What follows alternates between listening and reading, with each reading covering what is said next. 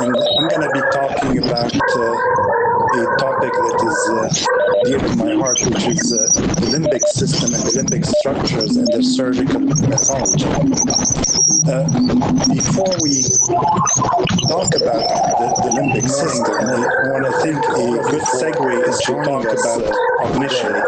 When we think about cognition and cognitive processes, they're really internal representations that affect our behavior. And the human brain, there are 5 networks that we know are involved in cognition, limbic structures, and the surgical language, spatial attention, before we executive function and talk about the basic object identification. And finally, is to talk memory and emotion, which is mainly what my limbic system is cognition and cognitive. When we look at the language network, we're all familiar representations that broken area and vertical area and the connections, and this human brain, the language network that we know, and then the spatial attention network is surgical composed of the precentral and the post-central executive function, and we talk about frontal eye field identification, but also the anterior cingulate part that have to do with spatial attention. And third, the executive function and comportment network is mainly the anterior dorsolateral frontal lobe, the frontoorbital area, and the posterior parietal area. And then the face and object identification network is the temporal pole and the basal temporal area. And last is the memory and emotion network that is composed mainly of the limbic and paralimbic structures that we're going to be focusing on and talking about today.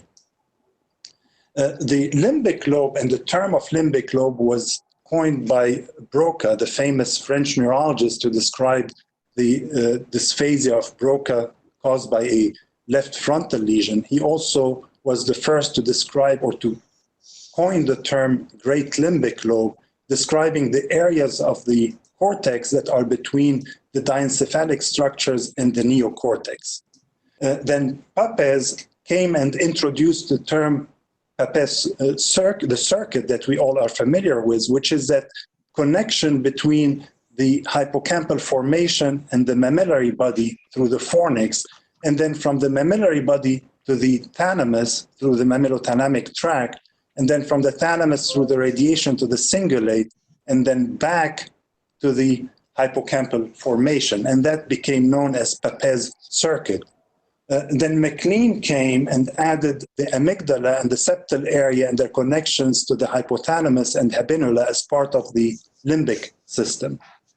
Now, when we think about the limbic system, we think about emotions and how the limbic system is involved in generating those emotions. But we really now understand that emotions such as fear, rage, lust, nurture are generated in the neocortex. The limbic structures, however, connect those affects that are generated in the neocortex to the hypothalamus and to the periaqueductal gray to generate the physiologic response that we are all familiar with, like fight or flight, that adrenaline rush that is generated by the hypothalamus and the periaqueductal gray. So the limbic structures are in the middle between the neocortex and the hypothalamus, and although we have those experiential affects that we associate with the limbic structures are just conveying what the neocortex is generating to generate that physiologic response. Now, to understand the anatomy of the limbic and paralimbic structures, we need to have an understanding of the anatomy and the embryology, mainly of the telencephalon. So this is a embryologic view of the telencephalon as it develops. And what we can see is the division of the embryon in the telencephalon into what is called the pallium, which is the covering, and the subpallium. And the pallium is the area that will develop the cortex, and the subpallium is where the basal ganglia, part of the amygdala, part of the septal nucleus will develop. Now, the pallium itself is divided into 3 parts. One is called the dorsal pallium, the medial pallium, and the lateral pallium. And once we understand that, we can understand how the neocortex develops. So the dorsal pallium, which is the biggest part of the telencephalic embryon will form the neocortex, which is that part shown in yellow, is formed by the dorsal pallium.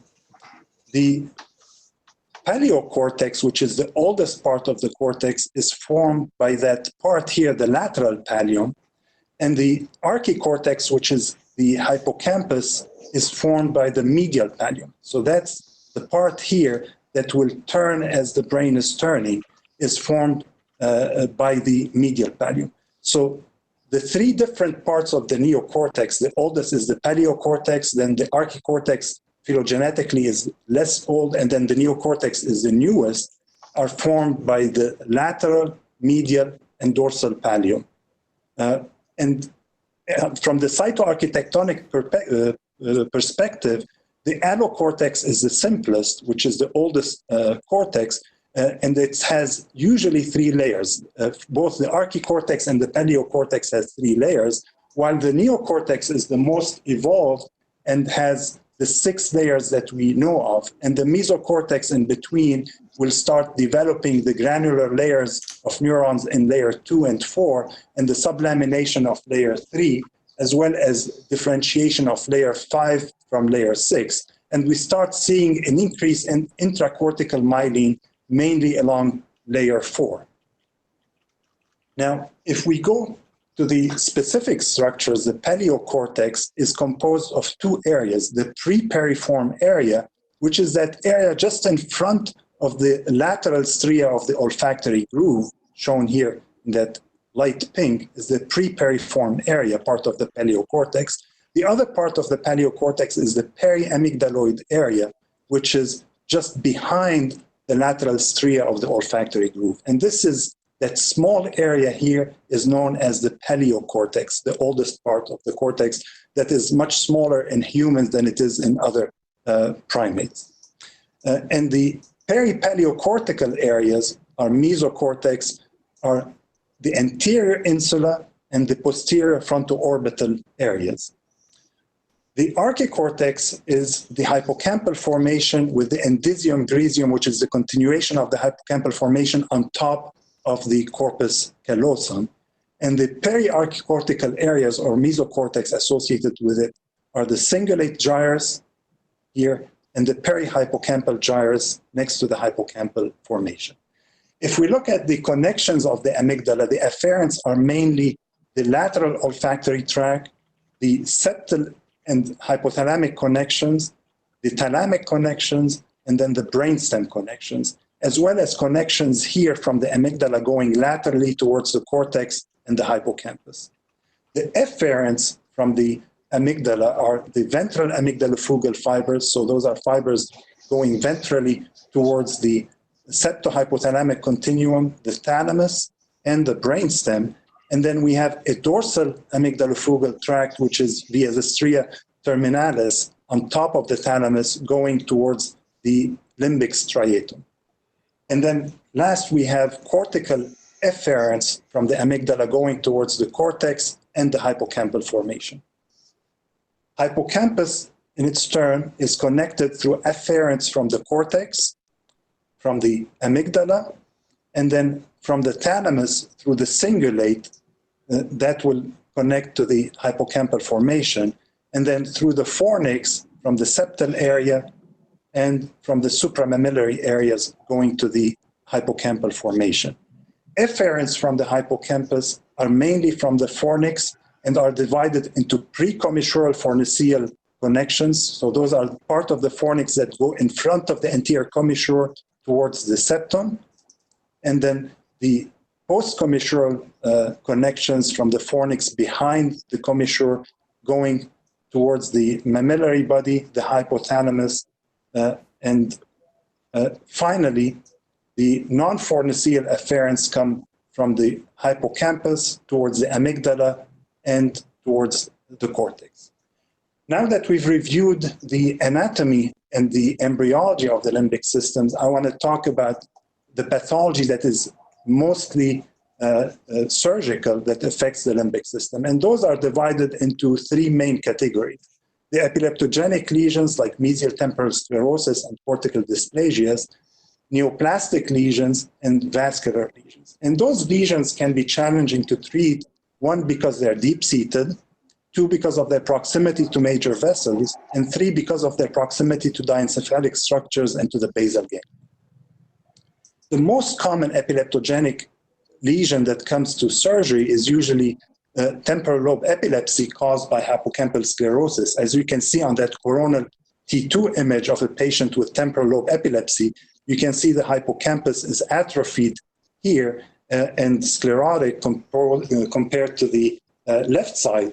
And typically, surgery for these lesions is done through a temporal lobectomy. However, if the pathology is mainly limbic, where it's just the hippocampus and the amygdala that are involved, a selective resection can be performed, as demonstrated in this video, where it's a right pterional craniotomy. You can see the right frontal lobe, the temporal lobe here, and the sylvian fissure.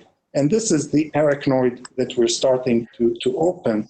And as we open the sylvian fissure, we start visualizing the middle cerebral artery branches.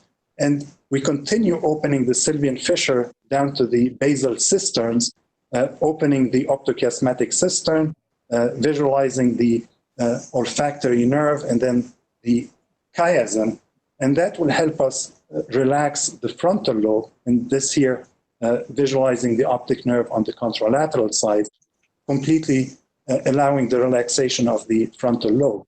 At this point, we start dissecting the temporal polar artery to free it from the temporal lobe to allow us to resect the mesial structures while preserving the neocortex. So once the temporal polar artery is mobilized, we can dissect the uncus away from the oculomotor nerve and start the resection of the mesial structures. Here, that's the uncus that we're resecting, and then the amygdala that is being removed. And once the amygdala is removed, we enter the temporal horn of the ventricle, and we visualize the tip of the hippocampus that we start gradually dissecting away from the amygdala as we selectively remove first the amygdala and then dissect the ependyma of the hippocampus, that shiny surface that you see now, that's the hippocampus. Once this is done, we continue dissecting the mesial structures away from the superior cerebellar artery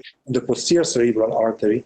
And some of the vascularity of the mesial structures come from the posterior cerebral artery. So we selectively coagulate those branches and divide them, as you can see here, to devascularize the hippocampus. And this usually is a bigger branch from the posterior cerebral artery towards the posterior part of the hippocampus that is also coagulated and divided to devascularize those structures before we remove them. Once the hippocampus is devascularized, we visualize the bifurcation of the posterior cerebral artery, and that tells us that we're far posterior enough to the posterior edge of the resection. And then we start opening the choroid fissure superiorly. This is now the hippocampus with the choroid plexus, as you can see, and the choroid fissure here is gradually opened to detach the head of the hippocampus and to follow it back towards the fimbria. You can see here now the fimbria of the hippocampus, and now we can just cut the fimbria and release the hippocampus and release it in the resected in one piece. So that's the fimbria that's being coagulated, and the hippocampus is removed. And the brainstem is seen at the depth with the posterior cerebral artery and the oculomotor nerve. And as you can see, the neocortex is preserved there with the view that is seen with the Lilliquist membrane and the third nerve as the hippocampus is removed. And this is the postoperative MRI on that patient with the mesial limbic structures removed while the neocortex is preserved. Other pathologies involving the limbic structures are tumors. As you can see, this deep-seated glioblastoma initially can be daunting to think about how to remove it, but when you realize that this is a tumor originating from the amygdala, then the same principles that we just demonstrated can be used. So this is, again, a right pterional craniotomy. This is the right frontal lobe, right temporal lobe, and this is the Sylvian fissure here. And again, we dissect the arachnoid over the Sylvian fissure, open the Sylvian fissure with the basal cisterns, exposing the optochiasmatic cistern, relaxing the frontal lobe. And this is now the tumor in the temporal amygdala area. And this is the carotid artery that is being encroached on by the tumor that is pushing the mesial temporal structures. So we gradually dissect the tumor away from the carotid artery and then dissect the branches of the middle cerebral artery, this inferior trunk of the middle cerebral artery from the temporal area where the tumor is, and devascularize branches of that vessel going towards the tumor, allowing us to release the middle cerebral artery. And as we do so now, we can see the edge of the tentorium with the oculomotor nerve here pushed on by the uncus that is involved by the tumor. And we gradually now debulk the tumor from inside where the amygdala is. And as it is gradually resected and debulked, we can now visualize the tip of the hippocampus that you will see in a minute once the tumor is removed. This is the hippocampus here that is not involved by tumor. And this is the choroid fissure with the choroid plexus. And the tumor was all here where the amygdala was. And this is the choroid plexus with the tumor removed in its entirety. And this is after the resection. You can see the carotid artery as the tumor is resected. And that is how it looks on the post-operative imaging immediately post-op with the tumor resected from the amygdala. The posterior frontoorbital area is a paralimbic structure, as we just saw in our anatomy, that is also frequently involved by tumors, as seen in that low-grade glioma that presented with seizures. This is a left side eloquent cortex. Again, a transcortical resection can cause significant harm to speech areas. So a Trans-Sylvian approach is elected in this case, where we open the Sylvian fissure, we visualize the middle cerebral artery and the carotid bifurcation with the optic chiasm and optic nerve, and resect the exophytic part of the tumor that is bulging towards the Sylvian fissure first here. That's all tumor that's exophytic from the frontoorbital area. And that part of the tumor is removed, allowing us now to visualize the middle cerebral artery as well as its perforators from the carotid bifurcation, releasing them from the posterior frontoorbital area and allowing us to remove the tumor from the frontoorbital posterior part without injuring the perforators that you can see very well at the bifurcation here. So those are the perforators that are preserved here, and that's the anterior cerebral artery, the middle cerebral artery, and the posterior part of the tumor that is resected. And you can see that here, the pre-op image with the post-op resection while preserving the non-involved areas. One of the most challenging pathologies involving the paralimbic structures are tumors of the insula. As you can see, this tumor is involving the entire insula in a patient, again, that presented with seizures. And in this patient, this is a right-sided approach, the right frontal lobe, right temporal lobe. The very first step after the craniotomy and opening of the dura is to not just open the Sylvian fissure, but to mobilize the Sylvian veins and to preserve them to allow us complete access to the insula. So a significant amount of time is taken to skeletonize those vessels and preserve them, and then to open the Sylvian fissure widely, including the horizontal ramus as well as the trunk. And then, again, to mobilize those vessels very freely all the way down to the dural insertion. And then again, to open the basal cistern and allow for relaxation of the frontal lobe, this way to avoid retraction on it as the tumor in the insula is exposed. Once the sylvian fissure is opened, we can start seeing the branches of the middle cerebral artery that are draped on the insular tumors, and we can start the resection of the tumor in between those branches. We devascularize the tumor by coagulating the small feeders coming from the branches of the middle cerebral artery, and we gradually debulk the tumor between the branches of the middle cerebral artery while preserving those branches. And as the tumor is gradually resected, we follow it posteriorly towards the posterior part of the insula, and then gradually skeletonize the vessels of the middle cerebral artery. And once those vessels are skeletonized, we can work easily in between them and remove the tumor. And towards the end of the resection, you can see all the tree of the middle cerebral artery that is preserved and the tumor removed with a post-op complete resection of the insular tumor. Another challenging area of the limbic and the paralimbic structure is the septal area.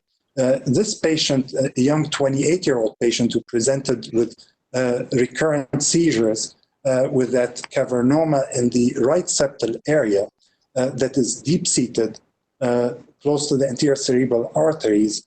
Again, a transcortical approach is not an option in this situation. And then a right-sided periodontal craniotomy was used to get to the septal area. Again, dissecting the sylvian fissure, opening the basal cisterns and the depth of the septal area. We expose the optic nerve here with the carotid artery, and we can start seeing the hemosiderin-tinged part of the brain just above the anterior communicating artery here. You can see A1 with the anterior communicating artery, and then the hemosiderin just in that area around the septal area. And this is the resection started here of the hemosiderin-tinged tissue, and you can see that vein that we call the venous angioma that we're preserving that is next to the cavernoma, and the cavernoma that is being resected while preserving that venous angioma. And that's after the resection is completed, and you can see how the cavernoma is resected through that sylvian fissure without injury to the rest of the neocortex. The anterior cingulate is also part of the parahippocampal structures that can be affected by multiple pathologies like this arteriovenous malformation that initially presented with a ruptured anterior communicating artery aneurysm that is flow-related, that was coiled, and then required us to address that large vascular malformation that is involving the anterior cingulate. This was approached through a right frontal craniotomy, an interhemispheric approach. The dura is open, so that's the right frontal lobe. This is a normal vein, bridging vein on the frontal lobe that we dissected and preserved. And this is now the interhemispheric fissure is open, and you can see the callosomarginal artery here with a small aneurysm that's flow-related, and the pericallosal artery below here, and with the corpus callosum here with a very enlarged pericallosal and callosomarginal arteries with the nidus of the AVM with an aneurysm related to it. So here we're just dissecting first the pericallosal and callosomarginal arteries to be able to have good proximal control of all the feeders of the AVM. And then we identify the large feeding vessels towards the AVM that we start coagulating and dividing gradually while preserving the large vessels that are en passage.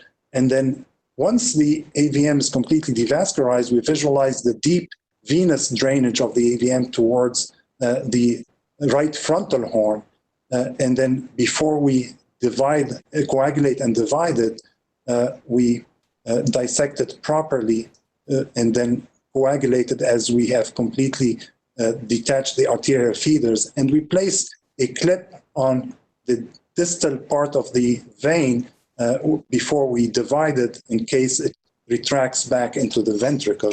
And then we place another clip on the superficial venous drainage, and we coagulate and divide it, and then remove the nidus of the AVM from the cingulate gyrus. So that's the nidus that is completely freed, and this is the callosomarginal artery here that was providing the feeders to the arteriovenous malformation. You can see the pericallosal and the callosomarginal artery, and that clip was on the vein. And that's immediate post-operatively a CT scan of the patient. A last area that can be quite challenging to treat is what we call the isthmus of the cingulate gyrus. So if that's the cingulate and that's the parahypocampal gyrus, that's the isthmus here. And those lesions can be approached also from a posterior interhemispheric approach. However, lesions of the posterior hippocampus or posterior parahypocampal gyrus are best approached through a supracerebellar infratentorial approach. This patient had the cavernoma in the isthmus here and was having recurrent seizures refractory to medication. So that was the cavernoma here. And we approached it through a posterior interhemispheric approach. So this is the left parieto-occipital area. This is the midline here. And the interhemispheric area is first dissected. The arachnoid is open and gradually detached from the falx.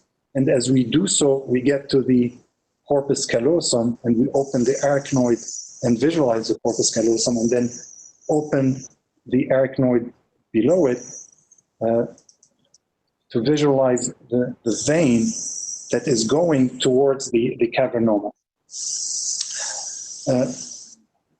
Relaxing more CSF to allow further retraction without injury to the occipital and parietal occipital lobe. And now you can see the venous angioma here that is associated with the cavernoma, and you can start seeing the hemosiderin tinged brain where the cavernoma is. And we're opening the sulcus in the parieto-occipital area to start the resection of the cavernoma.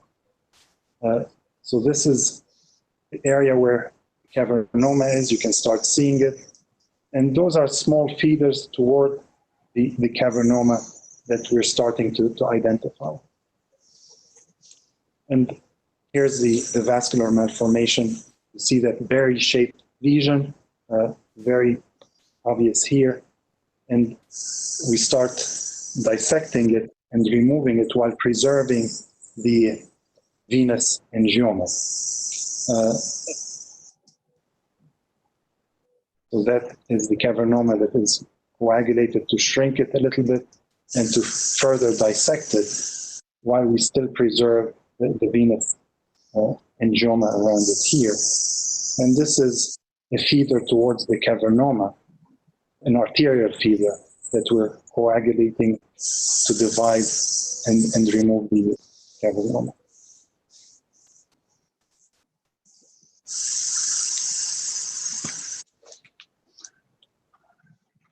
So that's the lesion now coming out, and as you could see, the vein was preserved behind it. And this is at the end of the resection with the parieto-occipital lobe visualized, and that's the pre-op with the cavernoma present, and then after the resection. So in conclusion, most limbic and paralimbic lesions can be safely resected through a transsylvian approach, an interhemispheric approach, or a supracerebellar transtentorial approach for lesions that are in the posterior parahypocampal area. These approaches provide good vascular control, they spare normal adjacent neocortex, and they spare the white matter fiber tracts. I want to thank you for your attention, and if we want to take some questions through chat, that might be the easier way to do it, probably.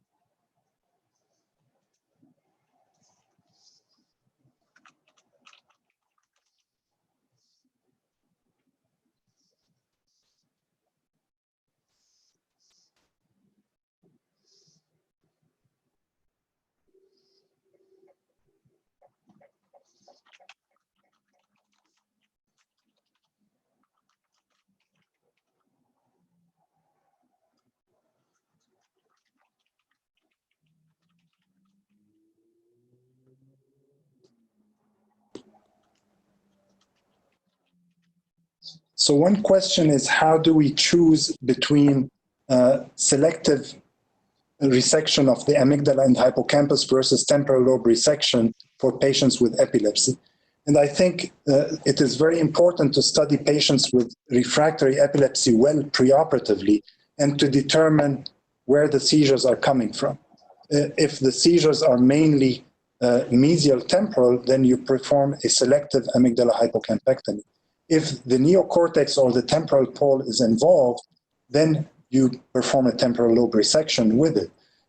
And sometimes you do not need to do an invasive investigation. Sometimes if you have a semiology that's typical with an EEG that's typical both ictal and interictal and imaging that is concordant, then you can just do a selective resection. However, sometimes if it's a non-lesion epilepsy, you might need to do invasive monitoring. The way we do it here at the clinic is with SEEG, robotic SEEG. We implant electrodes and we map the temporal lobe to determine if the neocortex is involved or not. If the neocortex is not involved, then we proceed just with a selective amygdala hypocampectomy. If it is, then we do a temporal lobe resection. Another question is if we use neuronavigation. I think neuronavigation can be very useful. However, using also anatomical landmark is very safe, especially for selective amygdala hypocampectomy. Usually our posterior margin for the resection is when we see the fimbria and when we see the bifurcation of the posterior cerebral artery. But definitely navigation is an important tool.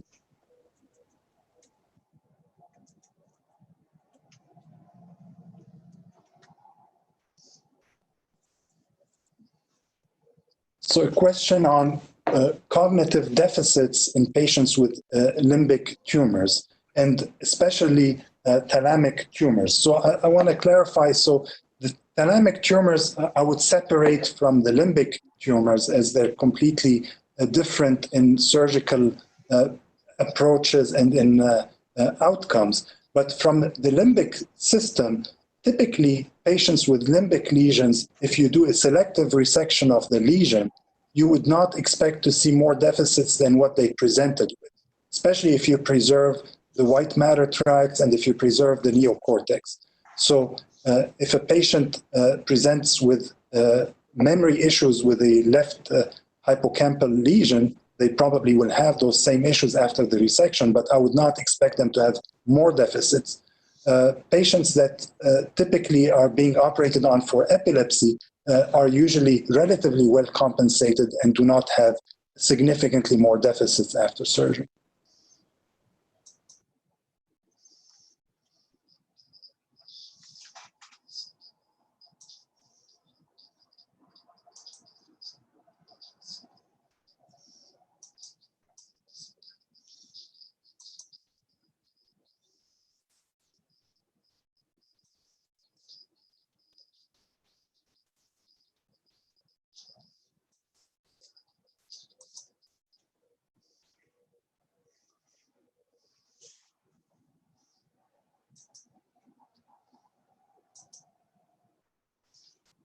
Okay.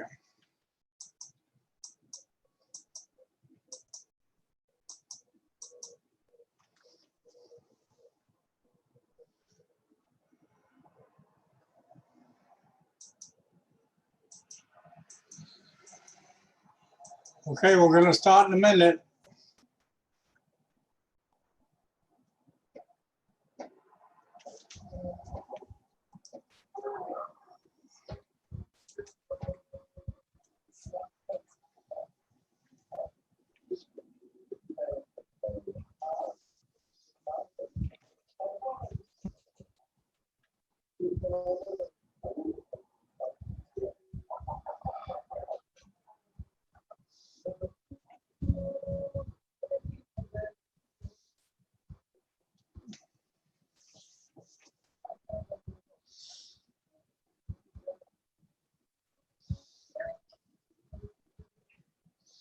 Hello, is anybody here? Is anybody awake?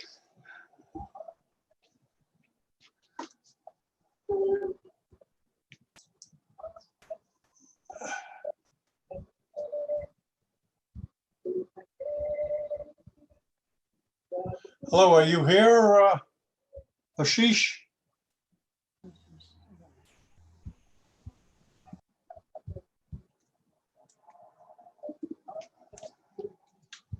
Oh, okay. Which one are you, Ashish? I can't see you. I see different names.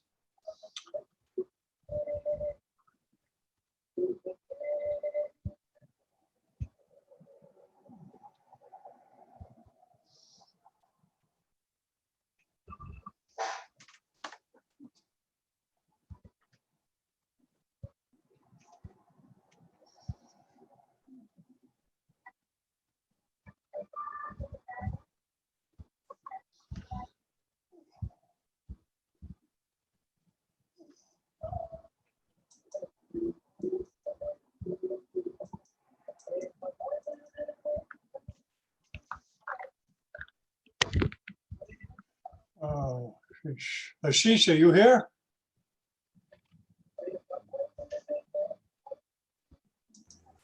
He's just coming, sir.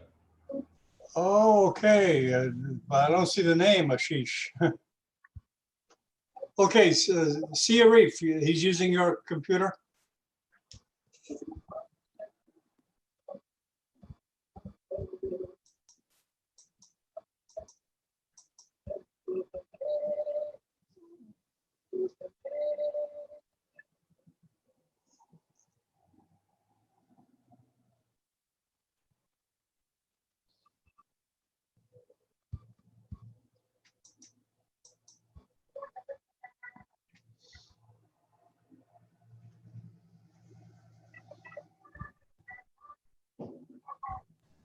Sir, Ashish is having some technical problem. He'll be.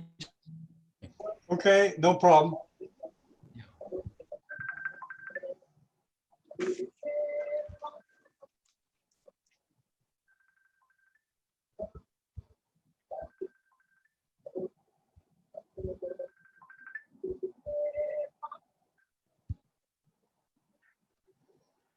Hello, Ashish, are you there? Hold on. How you doing? You're in, right? Okay. Okay.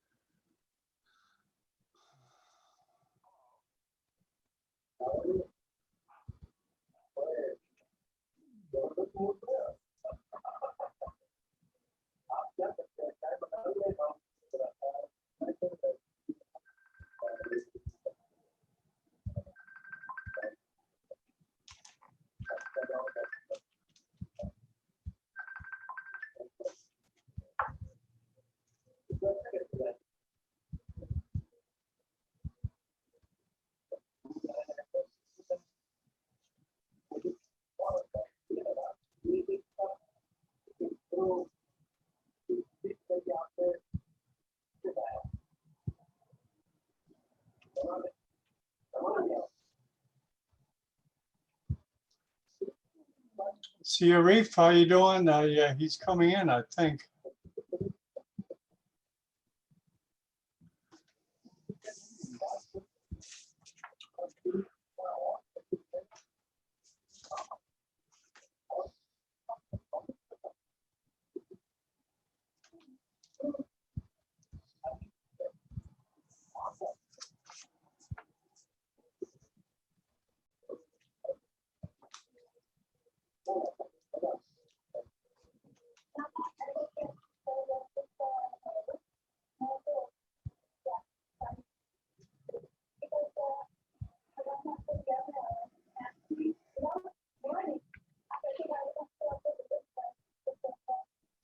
Are you in contact with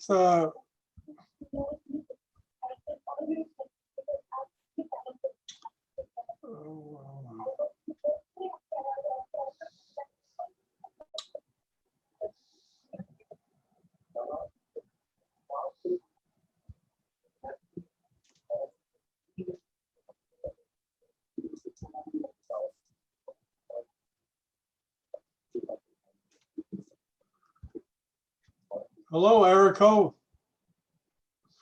Hello, Erico. Hello, John. How you doing? I'm fine, thank you. Yeah, we got most of the conference from Jacksonville. Yeah. No, we got it. We got to the end there. Hold on. I wish we could tell the former attendees to come to this one. Hold on. Hello, Ashish. Did you try the link? Yeah, I have tried the link, but I'm sorry? it's not launching, sir. It's not launching. Wow.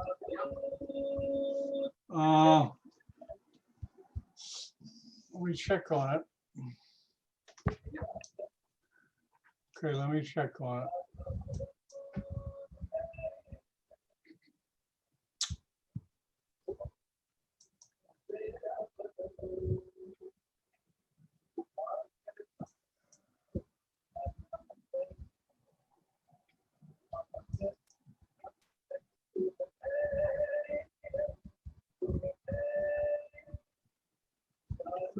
Yeah, this is the link. I'll send it to you again.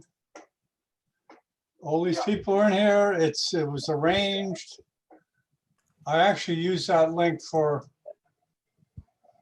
the Jacksonville conference.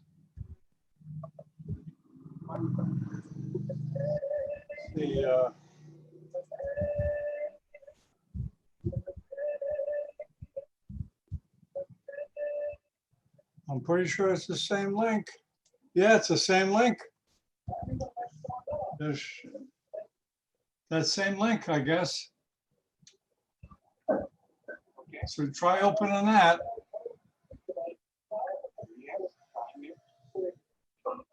Is it asking you for code name, code or anything like that? আমাদের সাহেবেরই connection লাগছে না Password? বাকি আমি তো দেখতে পাচ্ছি Yeah, let me just type in the link once again. You may need to reboot. I think your computer may be Tandon confused, সাহেবের ওখানে গন্ডগোল চলছে like I am. তাহলে আমরা কি না না খাওয়ার সাইড কোথায় কেন Yeah, Erico, I tell you, it gets confusing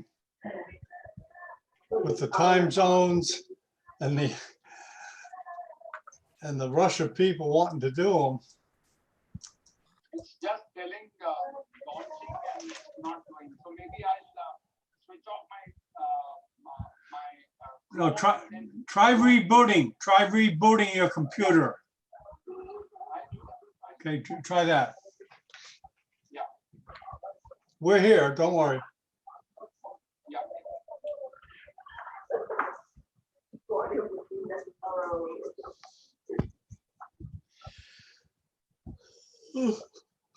So Erica, how was the turnout? Pardon? How's the pardon, John? Erico, how was the turnout? Hello.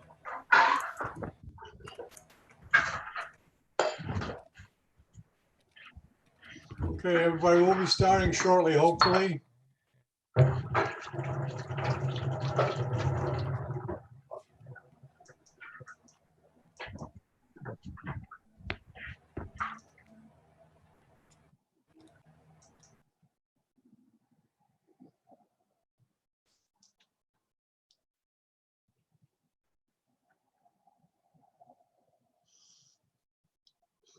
Oh.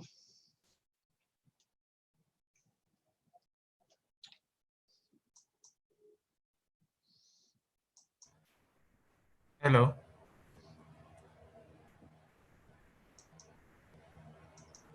Hello. Yeah, it's doing now. Hello. Hello.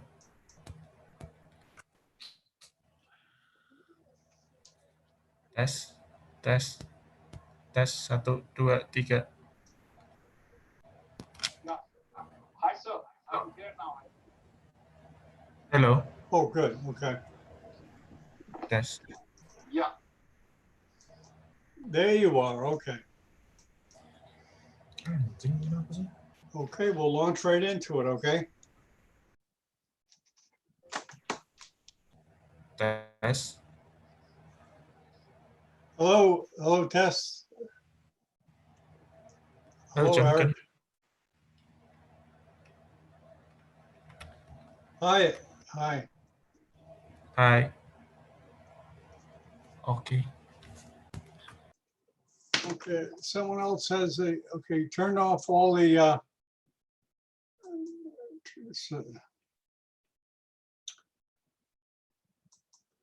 okay, you're here, Ashish, right? Yeah, I am here. Okay.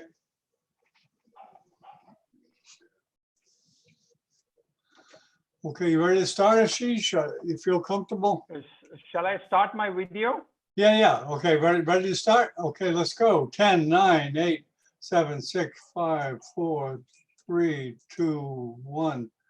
Good morning. This is Dr. John Bennett. Good afternoon from Miami Beach, home of Neurosurgical TV. Today we have the, hold on, Ashish, don't go on yet. We want to introduce you and we want to meet your face. Yeah. Ashish Tandon, he's a neurosurgeon from India. He's very enthusiastic and very flexible, thank goodness, because I made a scheduling error. Anyways, Ashish, welcome. It's all yours, and thanks for being patient. Could you introduce yourself, Yeah. Ashish, and tell you, where you work and stuff like that? Yeah, thank you so much. Can you just help me with starting my presentation? Yeah, sure.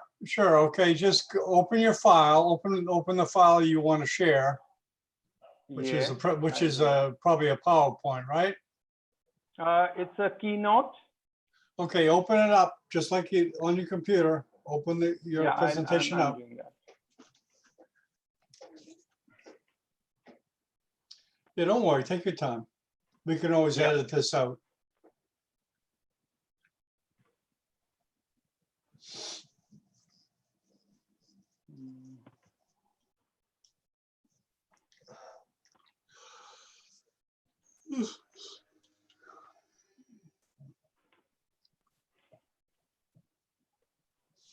Okay.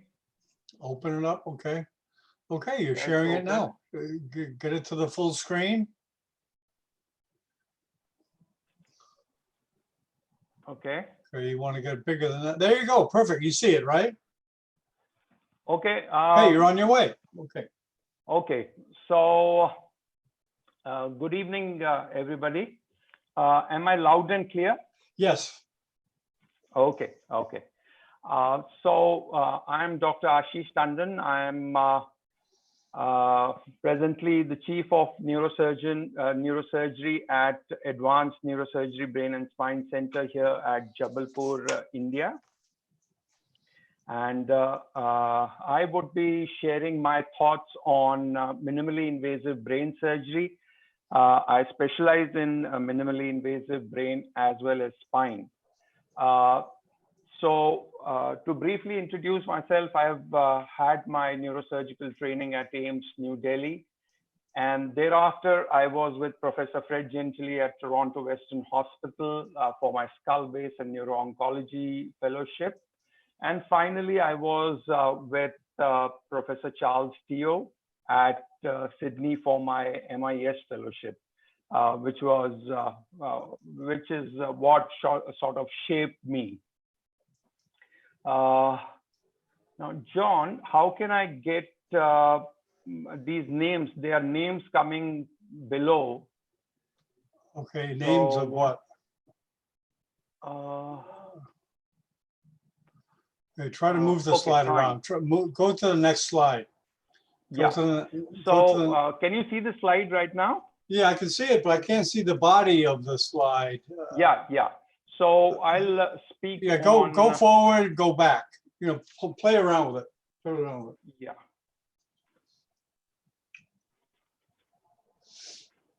Okay. There we go. Okay. So the basic tenets of minimalism is that the surgery should be patient-friendly and not just surgeon-friendly. That is very, very important. And every surgeon is at a different stage of his learning curve. And so the size of the incision should also vary with your experience level. As far as minimally invasive approach is concerned, you need to innovate. That is very, very important. Innovation is very important. And you have to circumvent around the problems. So it's a journey, and the road is long, and we need to sort of continuously improve ourselves. That is very, very important. Now, how does the patient view a routine craniotomy? So the patient looks at craniotomy something like this, you know, and this is what we need to change. And so there is a big need for minimally invasive surgery in brain and spine. We need better cosmesis. The surgery should be less painful. And obviously, there should be decreased post-op hospital stay. However, having said that, the goals don't change. That is very, very important.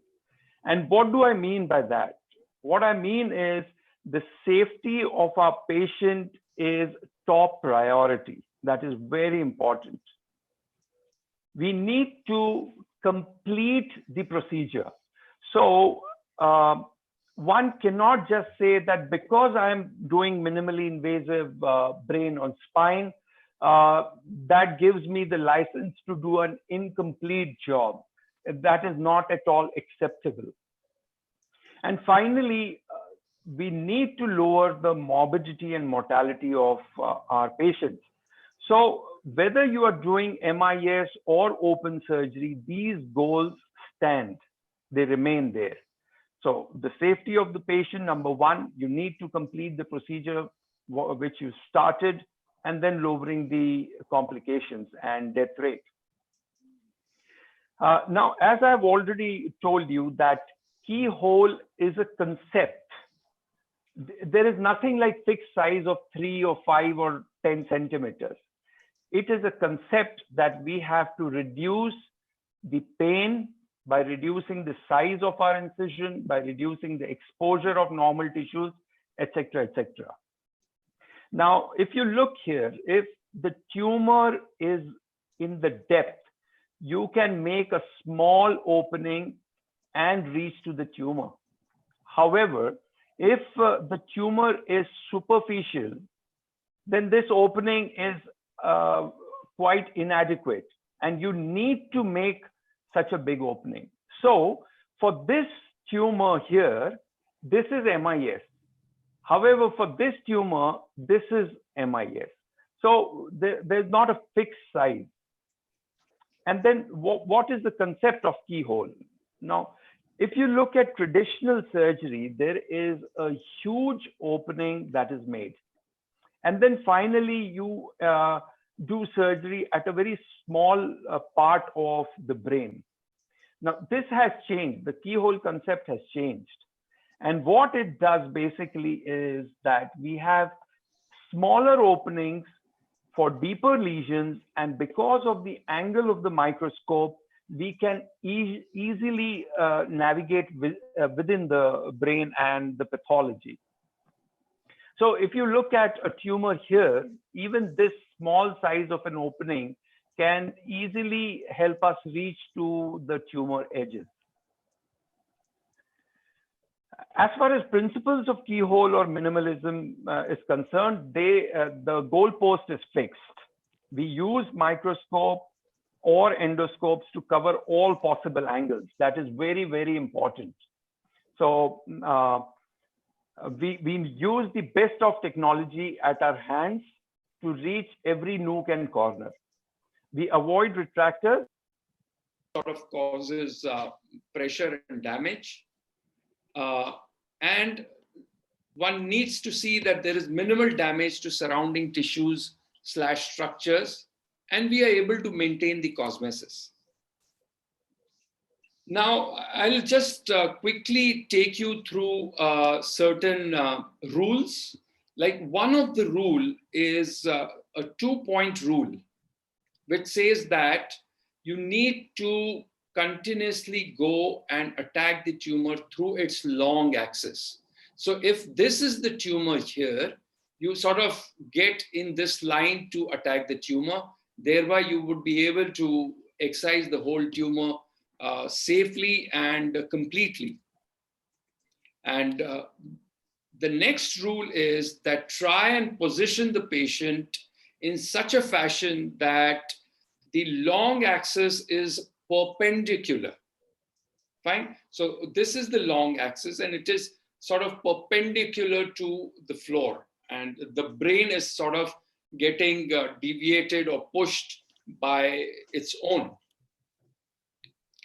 However, having said that, if you have a tumor just beneath the eloquent cortex, suppose this is eloquent cortex, then obviously we all know that we can't enter through this trajectory.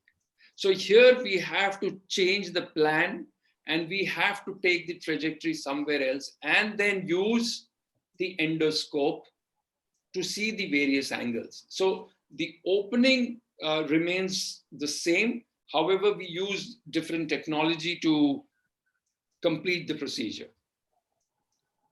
When I was speaking just now about the endoscopes, how does it help? If you see, we can use 30-degree scopes, 70-degree scopes. And this is how it helps. If the scope is looking up, then this area becomes visible to us.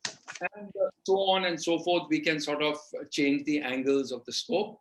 And thereby, through a small opening, we can see a big area of the brain. What are the advantages of using the endoscope? There are a lot of surgeons for whom endoscope is not there in their armamentarium, which is incorrect. In today's world, one should have an endoscope at hand because you never know when you are going to need it. So the endoscope provides us with excellent illumination. There is greater magnification, which is very, very important. You get a wide field of view. So through a small opening, you can see large areas. And you have a direct inspection of the tumor bed. So if there is a tumor here, you can take the endoscope and sort of look all around. And then getting into the tumor or the brain, or for that matter, even in spine, the access is quite fast.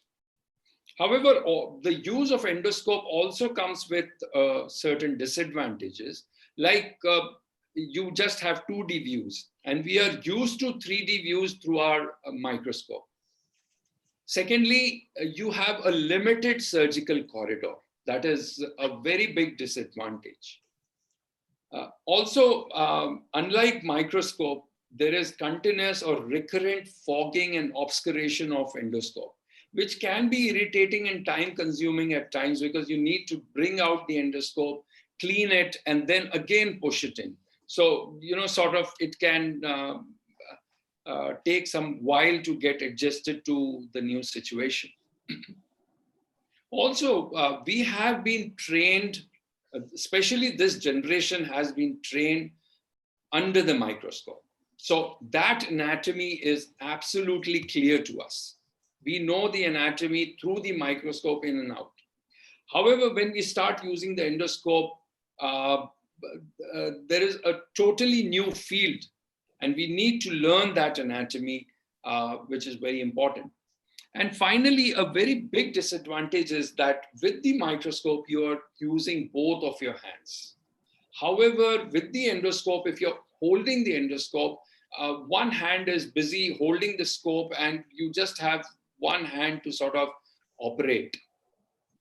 Also, these days, you know, we have endoscope holders which sort of fix the endoscope, and then you can use both of your hands, but then the movement gets restricted.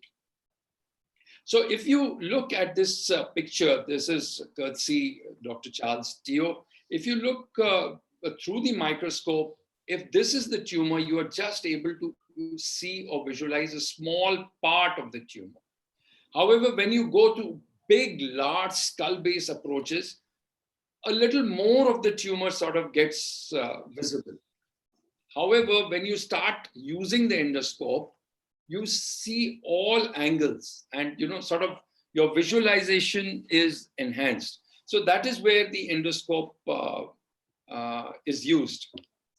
Now, I would like to reflect on minimally invasive surgery types. What are the MIS types? So first and foremost is non-surgical treatment. And I would definitely want to talk about this, especially to the younger neurosurgeons who are attending this lecture, because you should know when not to operate. That is the most important. So I have devoted a couple of slides on that. Then I will talk about pure endoscopic or endoscopic assisted procedures. And finally, we'll talk about or discuss the keyhole craniotomies. So non-surgical treatment. So the first thing, and the oath we have from Hippocrates is that do no harm. So for each and every patient, please ask yourself, how am I going to help this patient through my surgery or procedure?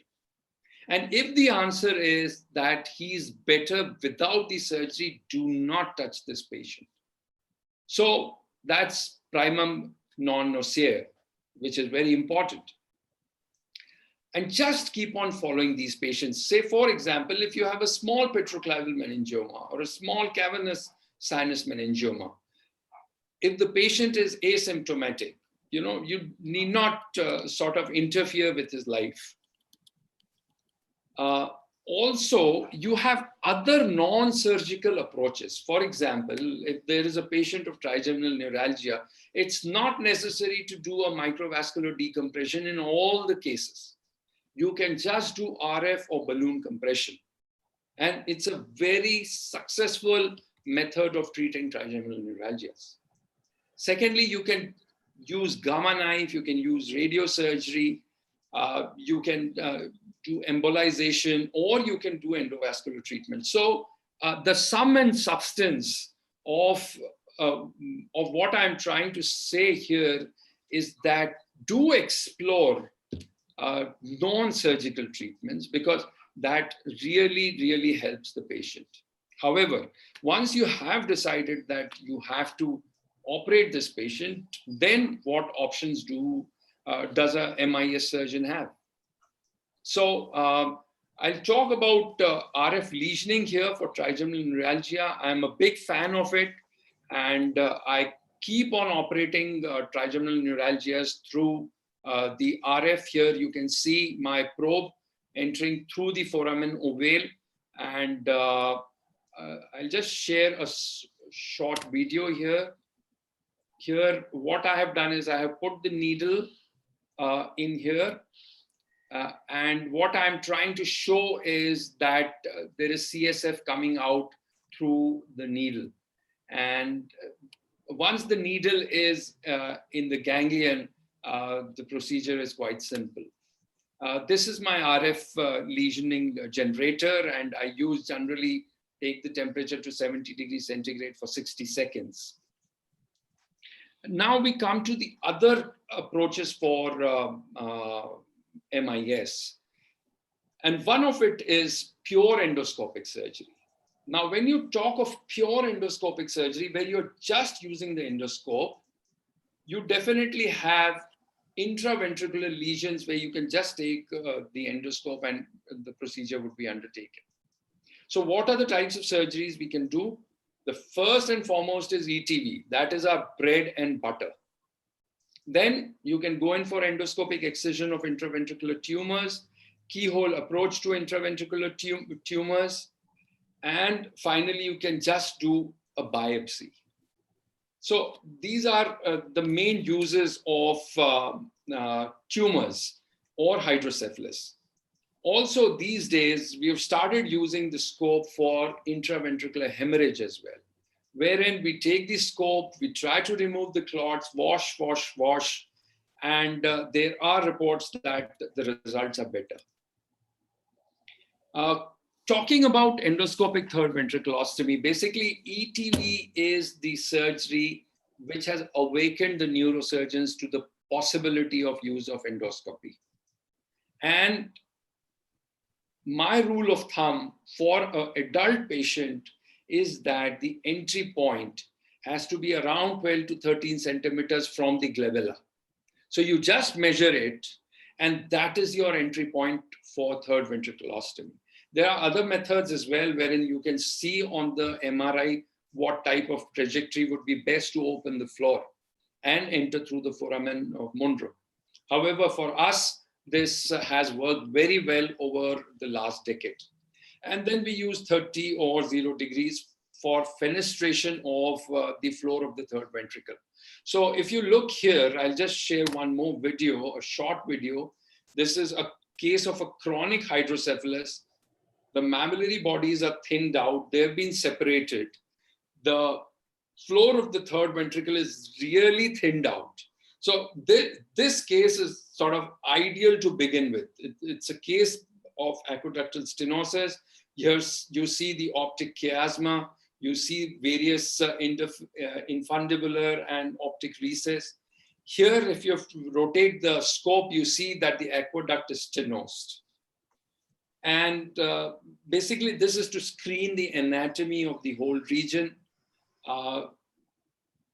The choroid plexus is a very, very important structure which sort of takes you to the point of entry. Here, I have been trained to use a 30 or a 0 degree scope to directly fenestrate the floor of the third ventricle.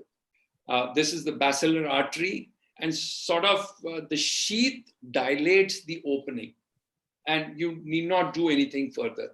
Here is the septum pellucidum, which has been fenestrated on its own because of chronic hydrocephalus. That's about it with this procedure.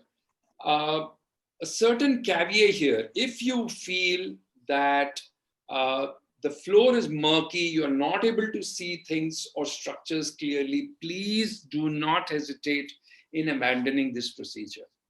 And you can go ahead with surgery at a later date, or do a shunt, or sort of you get time to replan. Now, coming to colloid cyst and endoscopic excision of the colloid cyst, I'll share a small video, and I'll try to explain it to you, how colloid cyst can be operated through the endoscope. Now, the approaches that we have, one is the keyhole craniotomy through the transcallosal approach.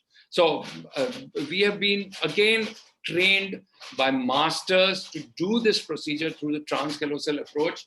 And though I undertake endoscopic excision, but still I would say that it is a fantastic approach which can be done through the keyhole.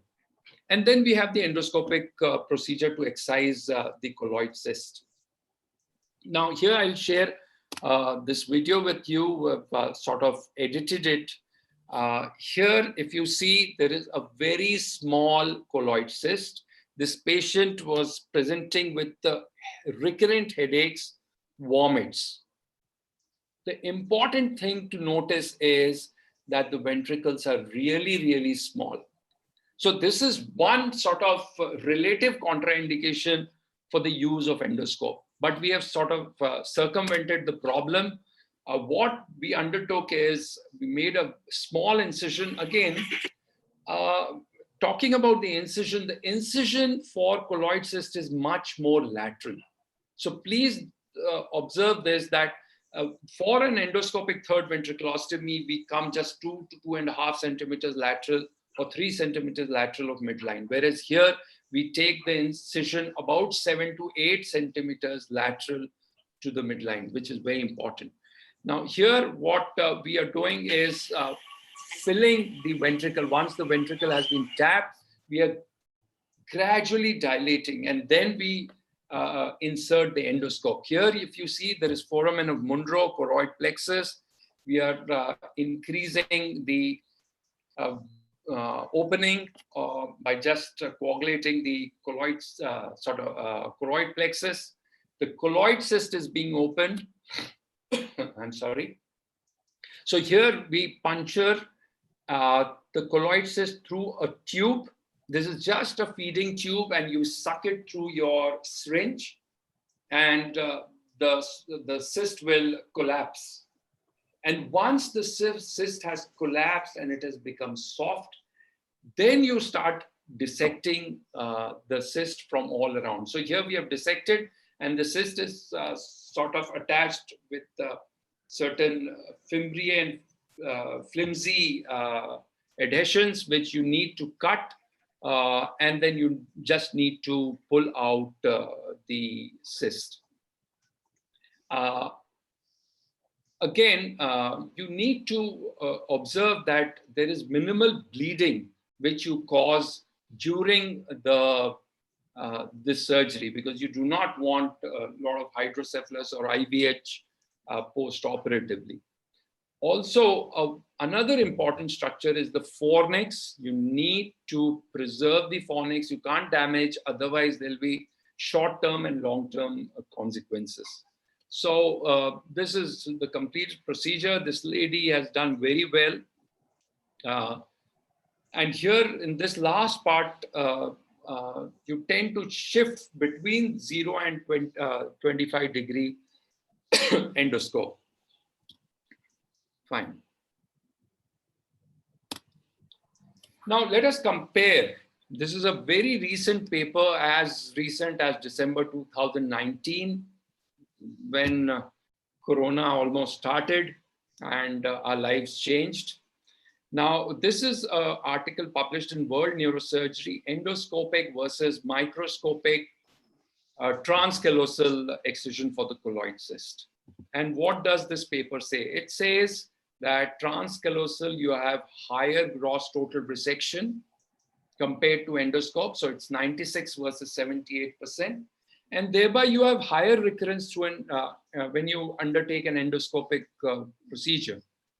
However, the complication rates are much higher when you're operating through the transcallosal approach. Here you have lower complications, and the complication rate, there's a difference of almost 5%.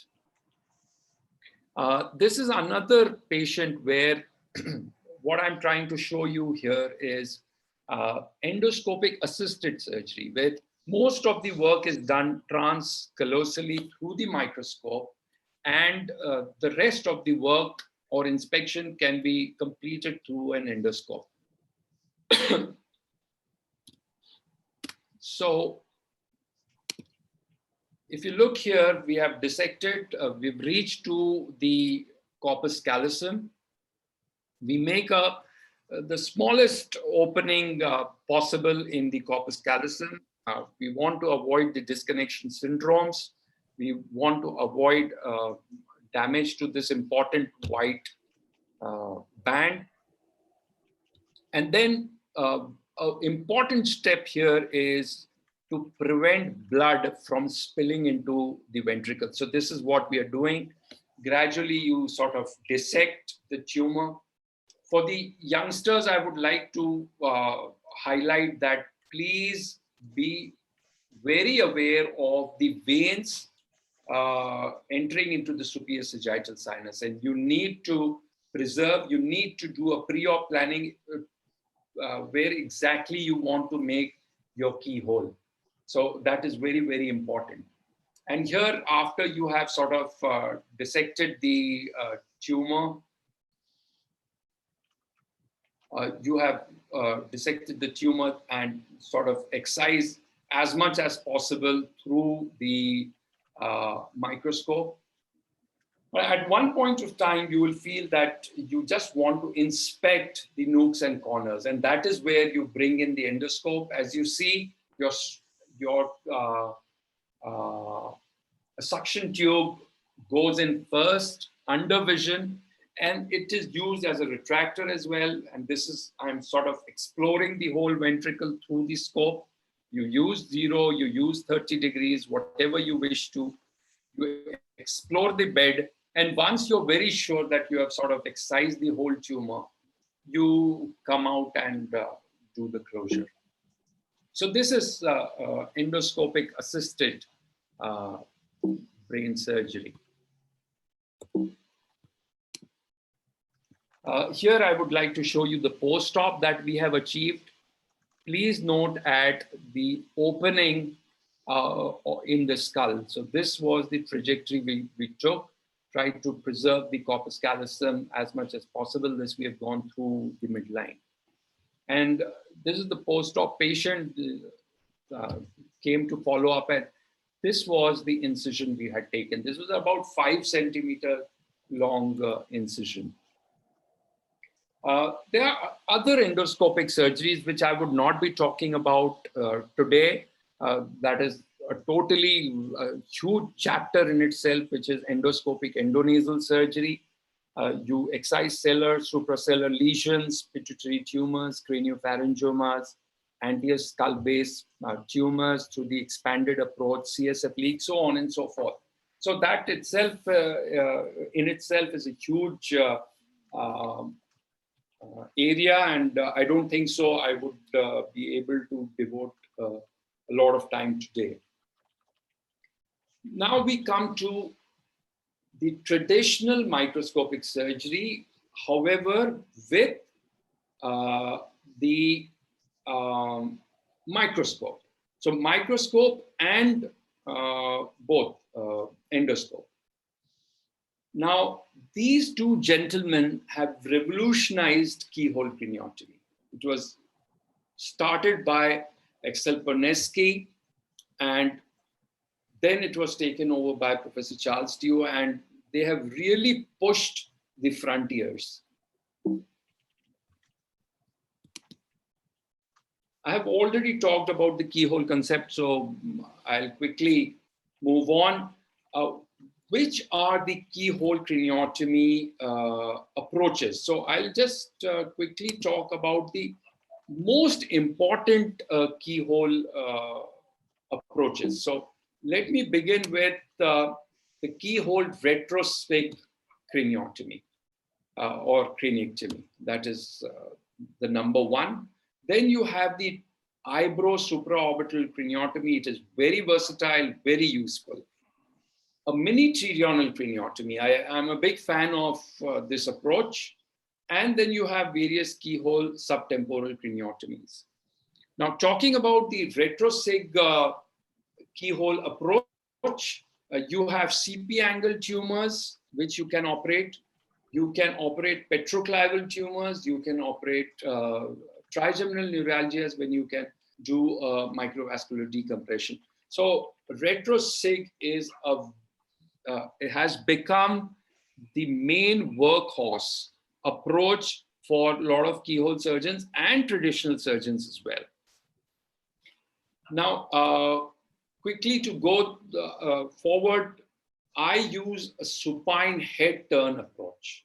So no lateral approach or other fancy approaches.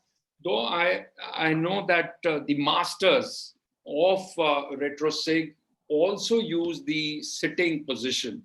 I have not till date used it a lot, so I won't be able to share that experience. However, we have had excellent results with the supine position.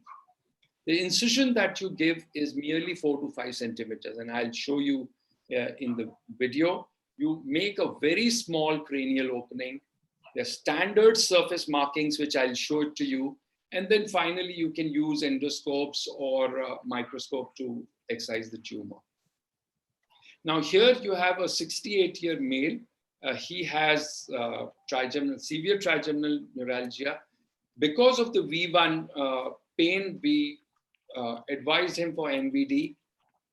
Now, I'll just devote a minute on the position. If you look here, the position is head turned to the opposite side. The head is fixed on a sugita. The head is elevated. That is very important for venous drainage. And then you push the shoulder down. That is very important. Generally, what happens is people tend to push a pillow here, and the shoulder gets elevated. That will come in your way. So let the shoulder be pushed down. This is the size of the craniotomy. So you can just have 2 to 3 centimeters of craniotomy. Don't make it too small, otherwise managing the instruments can become difficult. Here, this is the case of the trigeminal neuralgia. Here, if you look, the opening is the size of the patty. I want to comment for you, please, in your daily dose about self-education. It's better if you add the title of the lectures here in YouTube instead of the number of daily dose 35, daily dose 40.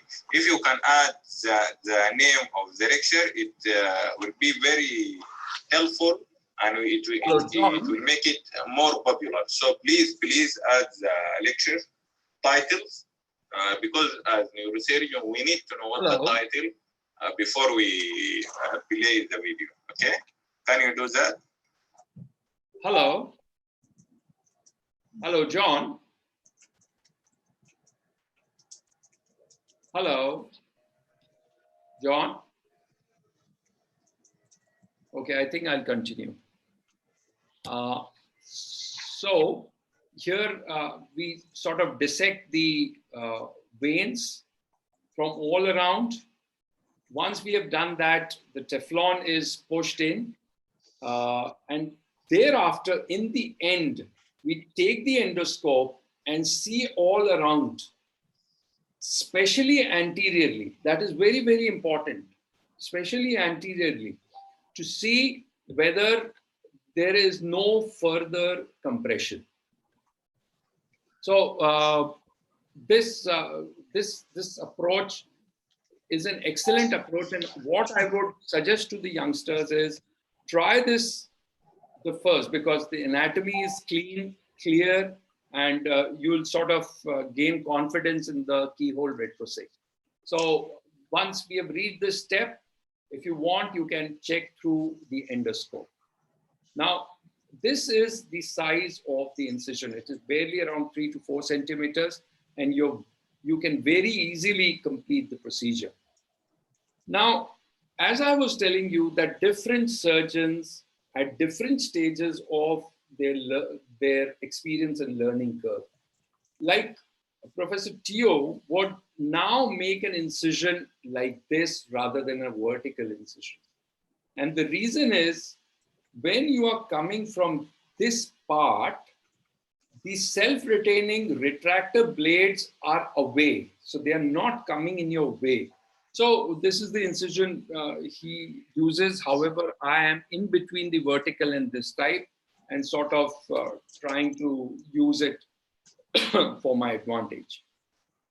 Another case here is a CP angle tumor. Large tumor, this is the post-op, and if you will appreciate a very small retrosect craniectomy. This is the follow-up after 2 years. Another case is a CP angle epidermoid with Meckel's cave extension. Now I brought this to show you how you can use the endoscope to deal with the tumor which is inside the Meckel's cave. So if you appreciate here, you have the tumor and it's entering into the cave. Though the patient has come with headache, vertigo, she does not suffer from trigeminal neuralgia or fifth nerve problems. Now here again, a retrosig, a small incision, head is turned. Now, if you want to mark the sinus, either you can do it through the navigation or these are standard surface markings. Here is the lower, just the upper edge of the zygoma, and here you have the external occipital protuberance. So that basically is your transverse sinus, and just about a centimeter from the mastoid, you have the sigmoid. So the sinus is going to come like this. You just make a straight 4 centimeter incision medial to your sinus. Now here again, a very small opening. You see the opening is just the size of your wide patty. The dura is opened in sort of a cruciate fashion. Here you have the fifth nerve, and this is the epidermoid tumor. Try to drain the CSF. Try to drain the CSF. As I've told you, no retractors as much as possible. Now here, a part of a bony ridge was in our way, so we sort of drilled and flattened it. Use irrigation, use diamond burrs, and then you have a direct angle to the tumor. John, do I have time? Yes, yes. Okay, okay. So this is how we excise the tumor. And once you've done the microscopic work, then you take the endoscope, okay? And you can see the tumor. And here, if you appreciate, I want to do comment for you. Please, in your daily dose about neurosurgical education, it's better if you add the title of the lectures, okay, in YouTube, instead of the number of daily dose 35, daily dose 40. If you can add the name of the lecture, it will be very helpful, and it will make it more popular. So please add the lecture titles, because as neurosurgeon, we need to know what the title before we play the video, okay? Can you do that? Okay, so here you have the angled scope, which sort of takes you towards the Meckel's cave, and then you can excise the tumor, which you can under the nerve. And thereafter, finally, you get the microscope again, do your hemostasis, close the dura, and complete the procedure.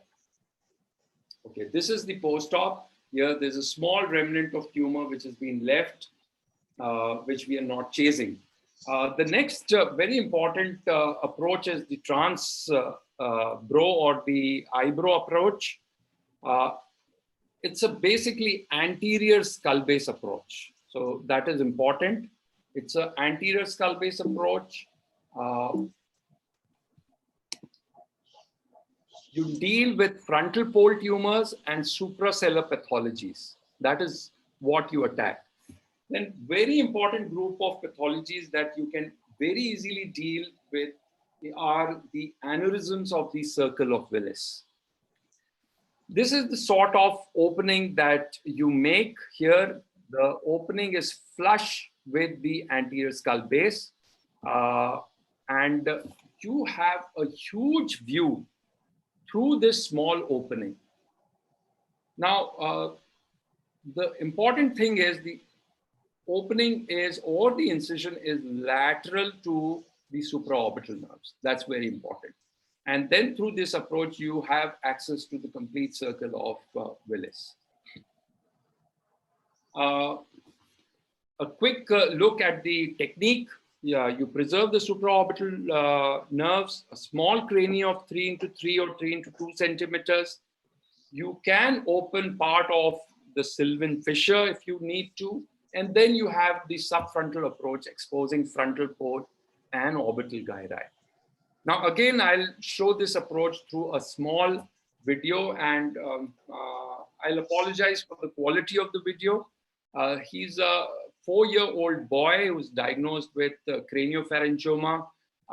He had hydrocephalus, and he came in a bad shape. He shunted, and this is the tumor. Really, really gross tumor. If you look here, it is reaching up to the brainstem. Here you have important arterial vessels, and one needs to be very, very cautious operating this patient. However, it can be done through a simple supraorbital craniotomy.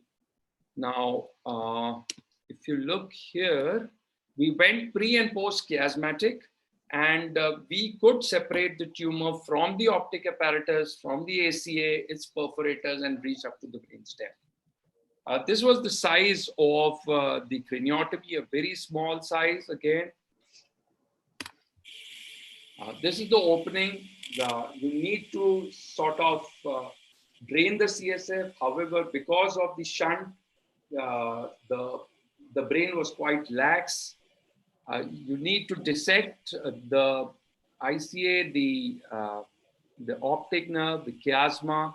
And here you will appreciate the ACA, and we are sort of peeling the tumor gradually from the ACA and then reaching up to the brainstem. Finally, what I want to show here is that you see, you can individually see the perforators of the ACA. Now, this is all possible through a supraorbital approach. It's a very small opening, and you can excise the whole tumor or a large part of the tumor safely. And again, zooming out to show you the opening. The patient did very well, though he had DI, which took us about 3 to 4 days to stabilize. This is the post-op CT MRI of the patient, showing a radical excision. And here is the patient. This is first post-op day. Show your tongue. Tongue dikhao, jeep dikhao. So good. He's following, and he's done really well. And this is after a few months. Another case is an olfactory groove meningioma. Again, you can attempt, though I have a tendency to come a little more medial to get into the base. So this is another lesion that you can do. Now, eyebrow approach is a fantastic approach for aneurysms. You can do PCOMs, you can do ICA bifurcation, certain cases of ACOM aneurysm. Though I must confess that for ACOM, I tend to use the mini pterional craniotomy. Now, this is a case of a PCOM aneurysm, a 65-year-old gentleman with third nerve palsy. And I'll take you straight to the important part here. You have the optic apparatus, the ICA. You have ample amount of space to dissect.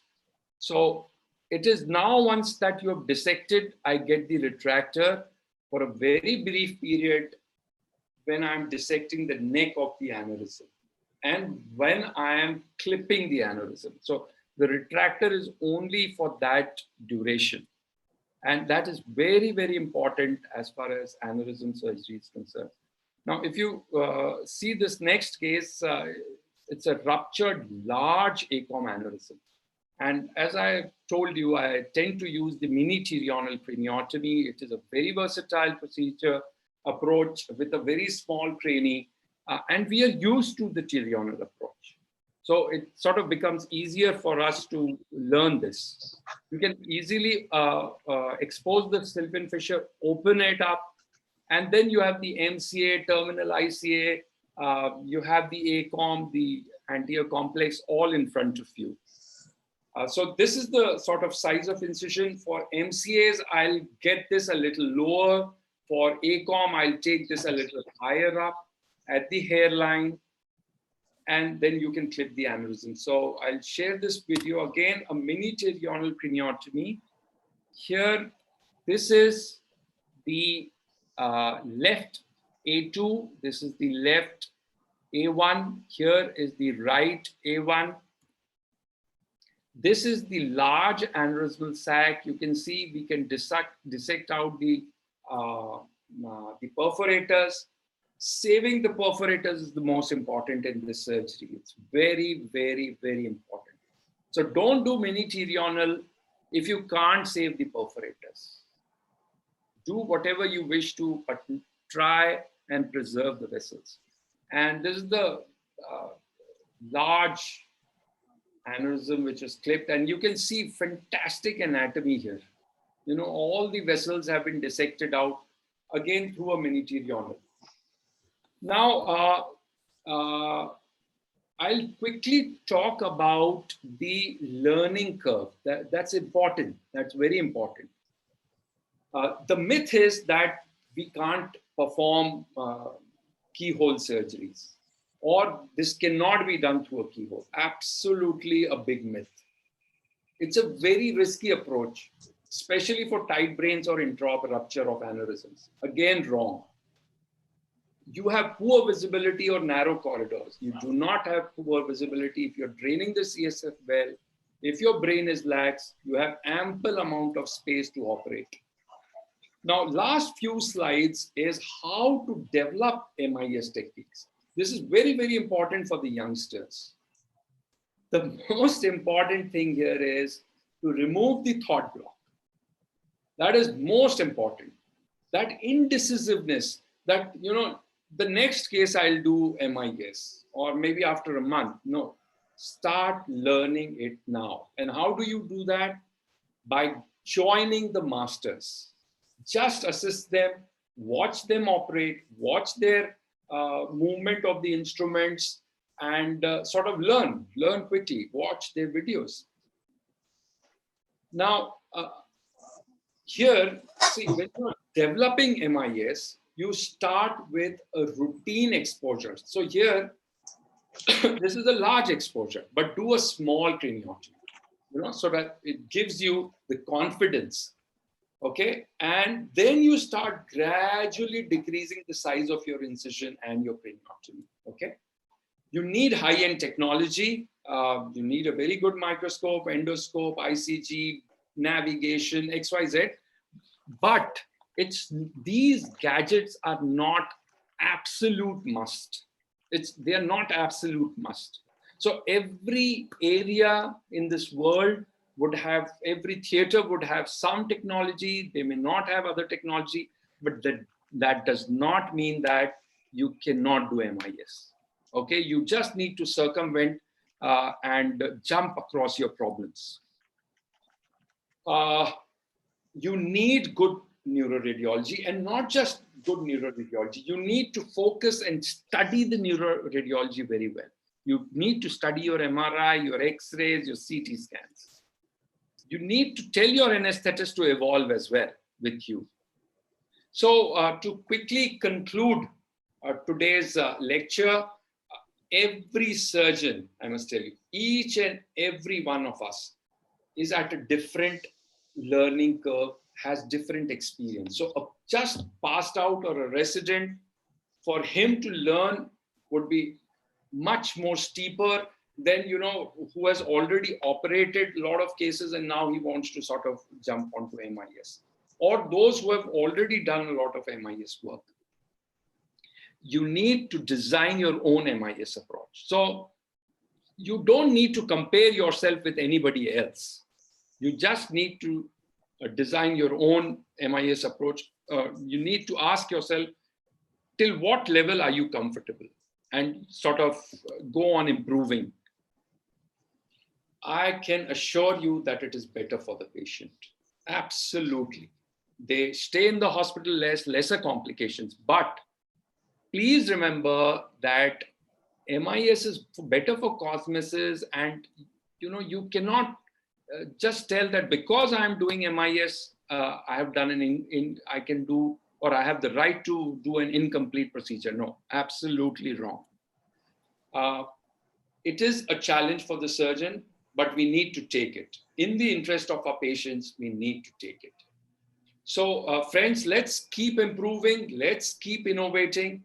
And I thank the whole team at Neurosurgical TV for this opportunity. And I hope all of you, whoever is attending, has enjoyed this. Thank you.